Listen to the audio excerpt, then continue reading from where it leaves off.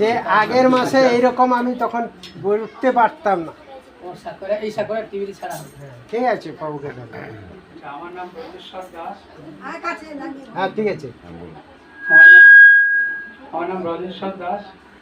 আমি বিগত 1.5 মাস বিছানাতে উঠতে পারতাম না, হাঁটতে পারতাম না, কোমর ব্যথা, পায়ে হাঁটুতে একদম জোর নেই, আর একটু দুহাত চলতো না, হাত থেকে একদম মুভ করতে পারতাম না, এই কন্ডিশনে ছিলাম।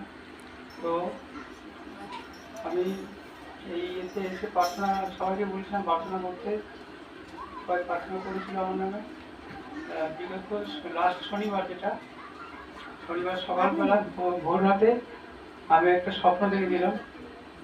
একটা সাদা কাপড়, আমি নদীর ধারে দাঁড়িয়ে আছি, একটা সাদা কাপড় দূর থেকে এসে আমার দিকে ধেয়ে আসছে। ধেয়ে আসার পর আমার মাথায় লেগে গিয়ে আবার সেটা আবার উল্টো দিকে ধেয়ে চলে গেল। রাত 3টের ঘটনা তখন। তারপর থেকে আমি আবার যেমন সকালবেলা শুয়ে থেকে উঠলাম ঘুম থেকে, তখন দেখলাম যে আমার পায়ের জড়তা, হাতের জড়তা, কোমরের জড়তাটা পুরো সম্পূর্ণভাবে কেটে গেছে। আর আমি নিজেই সব কিছু করতে পারছি। পায়খানা, বাথরুম থেকে স্নান সব কিছু আমি নিজের হাতেই করতে পারছি।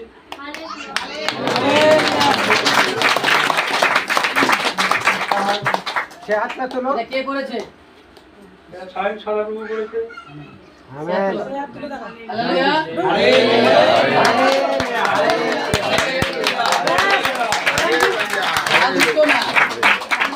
এবং পায়খানা করার পর জল সুচ করতে পারতো না, হ্যাঁ। এবং তুলে দিলে যে হাঁটবে সেও ক্ষমতা ছিল না।